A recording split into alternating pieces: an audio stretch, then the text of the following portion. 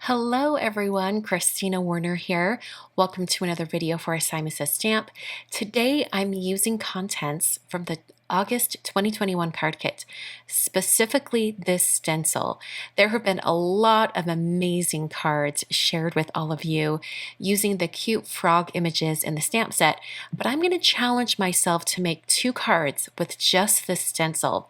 I will use a greeting from the stamp set on my cards, but other than that, everything is the stencil. I've got 5 different colors of Simon ink as well as these fingertip blender brushes, and I'm just pairing each color of blender brush with the inks I'm using.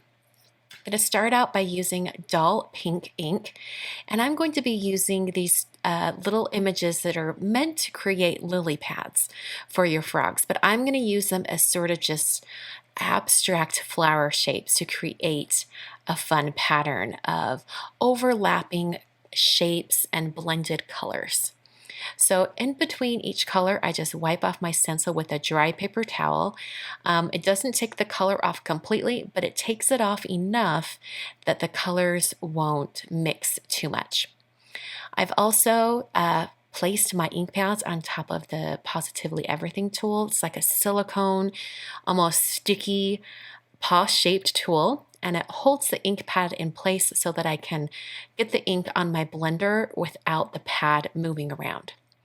So the other colors I'm using are Jelly Bean Green, Hot Mama, High Tide, and I think this is Sunshine. I could be wrong, but I just picked some really fun colors, and I'm filling in all these different areas, including using kind of like the half floral shape. I want the colors to be spread out all across this design and not have, any 2 shapes that are the same color side by side.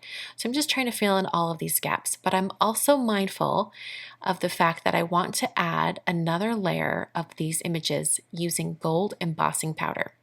So I did leave some gaps, and before I get to the gold embossing powder, I'm going to hit this with the heat tool to speed up the drying. Simon inks are ones that dry back and soften as they dry, and because of that, their drying time is just a little bit longer than other dye-based inks. So I did a test run before I even started adding my images in Versamark. I just wanted to put some gold embossing powder on the surface and make sure it shakes off completely before moving on. And sure enough, it did. So I'm going to prep my area with an anti-static powder tool, and then bring my Versamark ink pad in, and I'm using a mini round blending tool to transfer the Versamark ink over to my project. I'm using the same exact images on the stencil that I used before, and these are just going to build a layer of gold embossing powder and fill in those gaps. So I just blend that Versamark ink in from the edges, and then I can apply my gold embossing powder. I'm using gilded embossing powder from Brutus Monroe, and I'll tap that to shake off the excess and then hit that with my heat tool. And it just gives a really fun shine to different areas on my background. So I'm going to continue adding all of these little images with the Versamark, and in between each one I'm going to apply the embossing powder and heat set it. I did it this way so that I wouldn't have any Versamark transferring around my project or the powder being disturbed. So I did it in stages. I kept continuing adding all of these images on, filling in those gaps.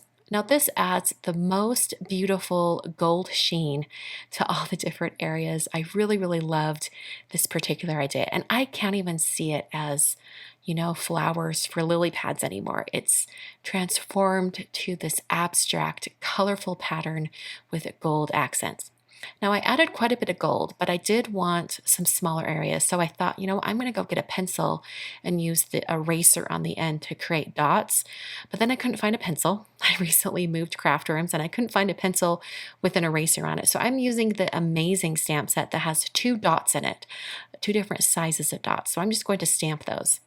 Now this is a slight I should say I'm stretching my rules a bit. It's no longer just the stencil, but I really wanted to bring in some dot shapes just to kind of complete this pattern and have little elements of gold over the entire area.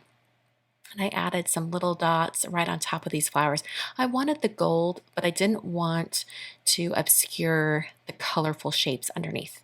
So there's my pattern. Isn't it great? I love that. It turned out so wonderful. So I'm going to take some dull pink cardstock. This is just a scrap I've had hanging around.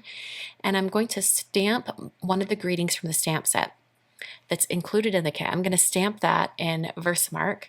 So I'm putting it on the door of my MISTI and then prepping that area with an anti-static powder tool. Then I'm going to ink up my stamp with the Versamark and then stamp my greeting onto that pink cardstock. I love using Versamark for embossing because it stays sticky long enough that you don't have to rush or hurry when you're doing your embossing powder. So I'm using that same gilded embossing powder and then heat setting that with my heat tool. I then trimmed down this piece so that it had just a little bit of space on the outer edges. And then I adhered my stamped background onto a white card base using some dot runner adhesive from Simon. So I put that adhesive on all the edges and a few strips in the middle and then pressed this down onto a white card base. I also put some foam adhesive on the back of my greeting piece. And the foam adhesive I'm using is actually one that's included in the card kit. I think there's a lot of opportunity in the card kit to make shaker cards or, pop up those frogs. So that having that foam taping in the kit is awesome. But in my case, I just used it on the back of my greeting and then I placed it directly onto the front of my card. So that finishes my first card using the stencil. I'm now going to move on to another card using the stencil. The first thing I'm doing is cutting my cardstock to 3.5 by 5.5. It's the perfect dimensions for a 5x7 card with a nice wide border. I've taped down my paper to some grid paper so that it doesn't want to move. And then I'm using that top edge of the stencil. It's that cloud edge. And I'm blending those same exact colors coming off the top edge of the clouds. So this is going to give me sort of a rainbow cloud effect over the entire piece of white cardstock.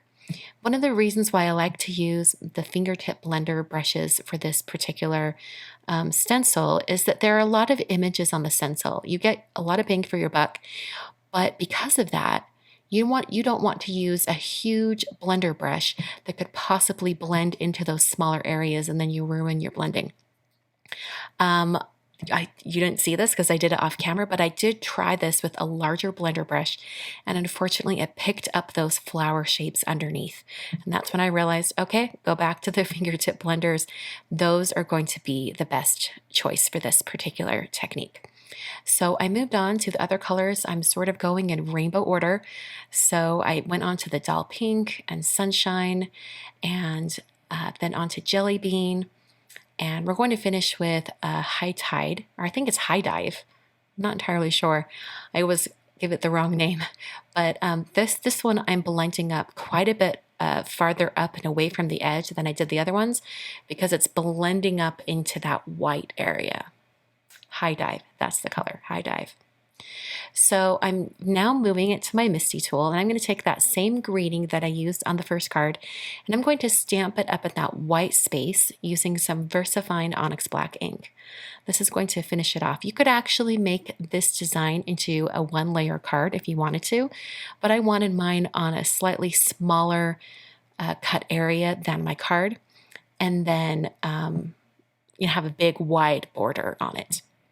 Cutting the soft navy cardstock that's included in the kit, cutting that down to a 5x7 card base, and then adhering my blended piece on top with that nice wide border. So here are my two cards for today using that stencil in very different ways. Both have ink blending, but on one I created a pattern and on the other I created a scene. I hope that gives you an idea for something a little bit different to do with the contents of the August 2021 card kit. Hope you guys enjoyed. I'll be back very soon with another video. Thanks for watching.